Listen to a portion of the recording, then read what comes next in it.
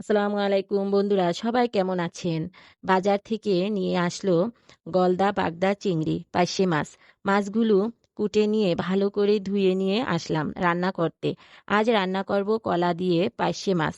পার্শে মাছগুলো হলুদ লবণ দিয়ে ভেজে নেব। তারপর একটা কড়াইতে তেল দিয়ে দেব, সাথে দেব কিছু পেঁয়াজ কুচি। পেঁয়াজগুলো একটু লাল হয়ে আসলে দিয়ে দেব আদা রসুন বাটা, হলুদের গুঁড়া, কাঁচামরিচ বাটা, অল্প একটু পানি দিয়ে মশলাগুলো কষিয়ে নেব। কষানো হয়ে গেলে কেটে রাখা কাঁচা কলা দিয়ে দেব। তারপর পরিমাণ মতো লবণ দিয়ে মশলা আর কলাগুলো কষিয়ে নেব। কষানো হয়ে গেলে তরকারিতে ঝোলের পানি দিয়ে দেব। ঢেকে কিছু সময় রান্না করে ভেজে রাখা মাছগুলো দিয়ে দেব। আর কিছু সময় রান্না করে নিয়ে জিরা গোলমরিচ বাটা দিয়ে দেব। তারপর ১-২ মিনিট রান্না করলেই তরকারি হয়ে যাবে। এভাবে কাঁচা কলা তরকারি অল্প মশলায় দিয়ে বাসায় রান্না করে দেখতে পারেন। খেতে অসাধারণ হয়। আল্লাহ হাফেজ।